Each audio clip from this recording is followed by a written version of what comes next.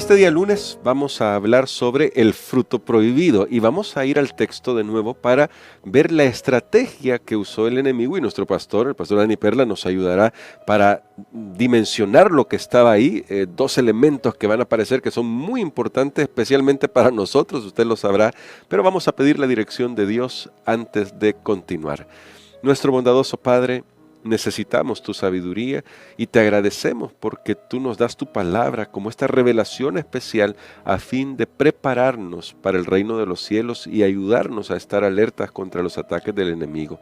Oramos en el nombre de Cristo Jesús. Amén. Pastor Dani Perla, hoy vamos a leer el resto de la narración porque ayer solo introdujimos a la serpiente, aunque vamos a comenzar siempre desde el versículo 1 del capítulo 3, vamos a leer hasta el versículo 6. Y a partir de ahí me surgen algunas preguntas, pastor, que espero nos ayuden en nuestra reflexión del estudio de hoy. Y dice así el texto: la serpiente era más astuta que todos los animales del campo que Jehová Dios había hecho, y dijo a la mujer: ¿con qué Dios os ha dicho, no comáis de ningún árbol del huerto? La mujer respondió a la serpiente: del fruto de los árboles del huerto podemos comer, pero del fruto del árbol que está en medio del huerto, dijo Dios, no comeréis de él, ni lo tocaréis para que no muráis. Entonces la serpiente dijo a la mujer: no moriréis, pero Dios sabe que el día que comáis de él serán abiertos vuestros ojos y seréis como Dios, conocedores del bien y del mal. Al ver la mujer que el árbol era bueno para comer, agradable a los ojos y deseable para alcanzar la sabiduría, tomó de su fruto y comió, y dio también a su marido, el cual comió al igual que ella. Pastor, bueno, esta narración, como decíamos al principio, es lo que no nos hubiera gustado leer. Así es. Pero primero comenzamos con ¿qué dice la serpiente que Dios no había dicho? Y cómo también la respuesta de Eva incluso demuestra que ya se dejó llevar por lo que la serpiente le ha dicho, dejando de lado las palabras de Dios. Muy bien, sí, haciendo un repaso con la introducción que dimos ayer, estábamos notando que en realidad Satanás ha igualado todos los árboles, ¿sí? Ha quitado esa distinción, como por ejemplo alguien está casado y se compromete con una persona y dice renunciando a todos los demás, pero si alguien dice no, yo tengo el derecho también de los demás, ha quitado esa distinción, entonces es peligroso y Satanás ya ha quitado esa distinción y ha metido a Eva en su conversación y Eva está haciendo ahora eco de sus palabras, porque vimos que en el versículo 1 todavía dice Jehová Dios hizo a la serpiente, pero cuando el diablo habla quita la palabra Jehová Dios, la palabra de intimidad. Cuando Eva responde en el versículo 3, Eva dice, dijo Dios. Eva misma ya no le llamó, dijo mi Jehová Dios. No, ya Eva se había distanciado de Dios también. Qué tremendo. Pero aparte, en la frase que ella dice, no comeréis de él ni lo tocaréis para que no muráis. Noten que Dios no había hablado de tocarlo, ahí en la orden en Génesis 2, había hablado de comer. Porque ella menciona tocar, esto es una prueba que Eva le había estado, como dice un dicho, haciendo números. Eva había estado meditando, bueno, pero Dios nos dijo que no comamos de ese árbol, pero ¿y si solo lo toco? O si solo lo veo, y allí comenzó. Si Eva hubiera dicho, Dios ha dicho de ese árbol, no, ok. Si Eva hubiera pensado, Dios ha dicho ese árbol, no, me alejo, no pienso más de ese árbol, pero ahí es donde el enemigo nos gana. Y noten, en ese momento Eva no sabía todas las consecuencias, ahora nosotros sí sabemos las consecuencias de estarle haciendo números a lo que ya Dios ha dicho que no. Y aquí Eva dice para que no muráis. Ahí Eva, cuando uno lo estudia en la frase en hebreo que Eva usa, es un no morir, pero como no de certidumbre, sino como de tal vez sí o tal vez no. Habiendo visto la serpiente, que es Satanás, que Eva ya había entrado, se había subido en su ola, entonces ahora ya no tiene nada que esconder, que ocultar. Él se destapa y entonces ya dice, no moriréis. Y aquí sí contradice directamente la palabra de Dios. Noten, es como cuando alguien va Tal vez a usted le pasó alguna experiencia que lo estafaron, lo engañaron.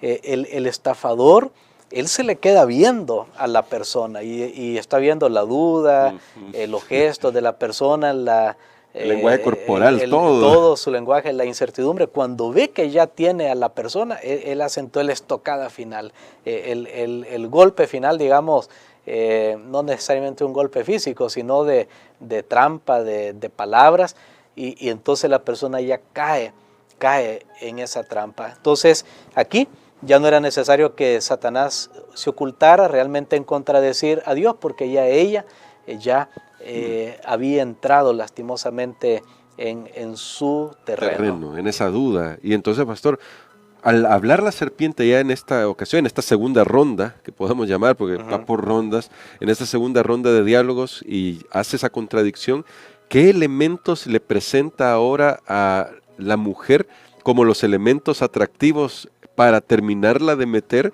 en su red? Porque le dice, no moriréis, pero esto va más allá, luego habla de seréis como dioses. ¿Qué elementos están ahí que hacen que la mujer termine de, como usted decía, de recibir la estocada final de Satanás?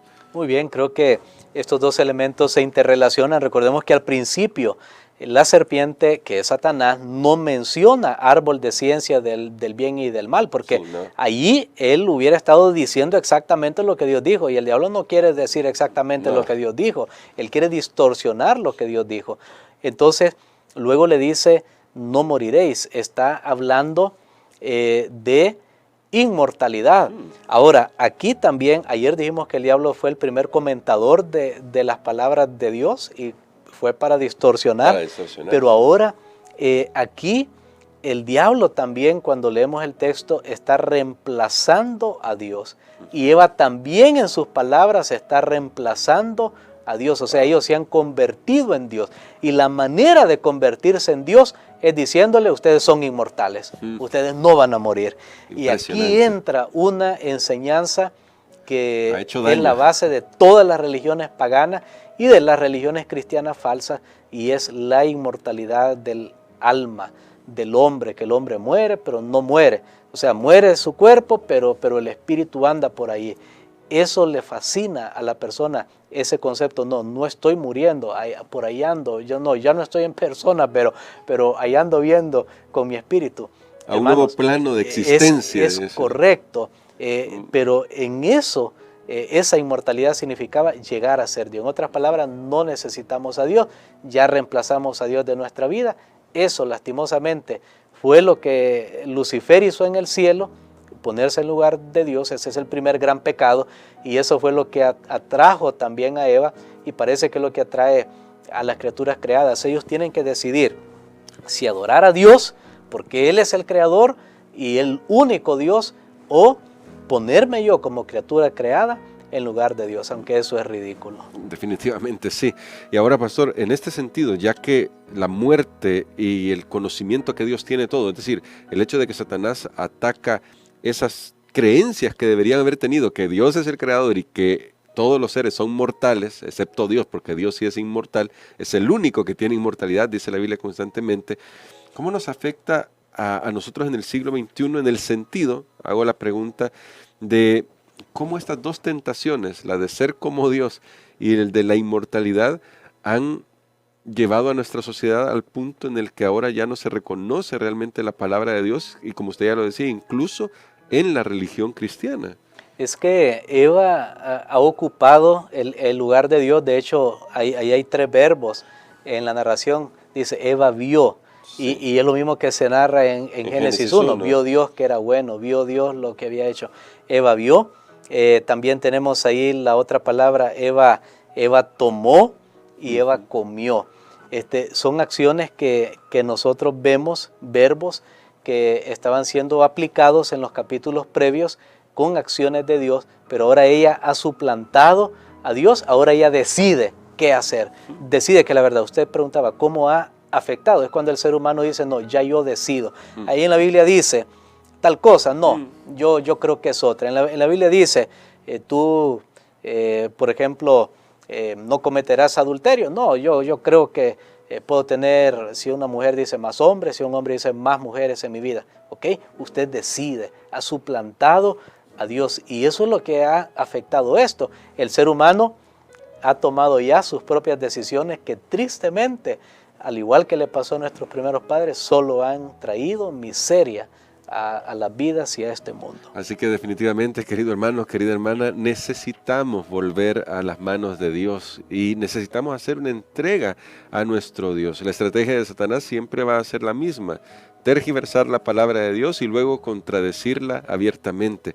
Entonces, pastor, creo que podemos orar para que usted nos ayude con esta oración a fin de que demos los pasos necesarios para depender de Dios, para no caer en el problema de Eva, que fue finalmente decir: yo no necesito de Dios. Amén. Vamos a orar y me uno también a ese argumento que me gustó esa palabra, o sea, depender de Dios, porque la independencia es lo que está en nuestro corazón. Mire cuántas personas piensan: ¿cómo quisiera ya tener lo suficiente y jubilarme?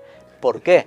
Porque ya no dependo de que alguien me diga qué hacer, de ir a un horario, o sea, y no estoy diciendo que eso sea malo. Si usted puede jubilarse a los 30 años y tiene para vivir los otros 30, pues está bien, pero lo que decimos es lo que hay en el corazón del hombre, de alguna manera la independencia, no depender de otra persona, de otro ser. Está en los seres creados que tienen que tomar una decisión, y por eso vamos a pedirle al Señor que nosotros siempre tomemos la decisión de depender de Él. Padre, gracias te damos porque tú nos dejas estas lecciones en tu palabra. Gracias, Señor, porque tu palabra es pura, es limpia. Tu palabra es más cortante que toda espada de dos filos, es innegable. Tu palabra es sin duda, Señor, clara, firme. Ayúdanos a creer a esa palabra, no a interpretarla a nuestra manera. Ayúdanos a ser personas que venimos a ti y en obediencia aceptamos todo lo que tú has dicho, Señor. Bendícenos en el nombre de Jesús. Amén.